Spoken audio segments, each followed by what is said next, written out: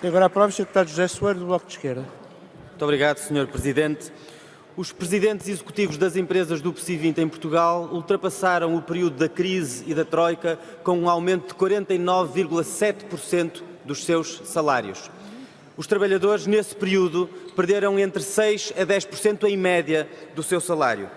A desigualdade salarial em algumas destas empresas mais que duplicou entre 2010 e 2018. É o exemplo da Jerónimo Martins, onde Pedro Soares dos Santos ganha em 2 dias o que um trabalhador da mesma empresa ganha num ano. No Pingo Doce, um trabalhador que ganha o salário mínimo tem que trabalhar mais de 300 anos para ganhar o mesmo que o gestor da sua empresa. Isto não é justo, isto não é aceitável, isto não tem qualquer justificação. Francisco Lacerda, o gestor que está neste momento a destruir os CTTs e que propõe que haja 48 concelhos sem estação de correio em Portugal, é o mesmo gestor que ganha um salário supersónico de 900 mil euros por ano. Um trabalhador do CTT tem que trabalhar 106 anos para ganhar o mesmo que Francisco Lacerda. Portugal não é apenas o 4º país com maior desigualdade salarial da Europa. É um país em que essa desigualdade não tem parado de crescer. É um país em que 1/4 da riqueza nacional está concentrada em 1% da população.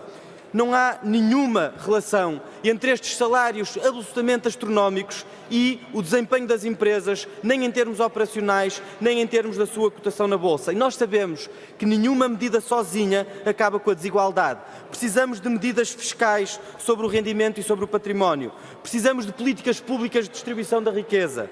Precisamos de contratação coletiva, capaz de fazer subir os salários sem a chantagem da caducidade. Precisamos de aumentar o salário mínimo, mas os Estados, enquanto instância reguladora da economia, podem e devem fazer mais. Foi isso que o Bloco de Esquerda propôs em setembro deste ano, que fosse fixado um leque salarial obrigatório e excluídas de quaisquer apoios públicos, benefícios fiscais, contratações ou arrematações públicas as empresas que os desrespeitassem. Foi essa medida que o Partido Socialista, o PSD e o CDS chumbaram em setembro.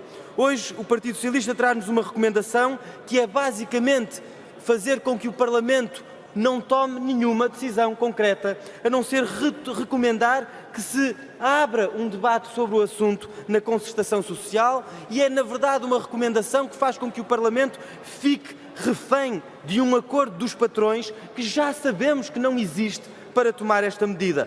O Partido Socialista acha mesmo que é com o acordo de Francisco Lacerda, de Pedro Soares dos Santos do Pingo Doce, ou de António Mexia da EDP, que se vai combater as desigualdades salariais? Alguém acredita, senhores deputados? É como se pedissem ao cozinheiro que decidisse em conjunto com o frango o que é que ia fazer para o jantar. Ninguém acredita nisso, senhores deputados.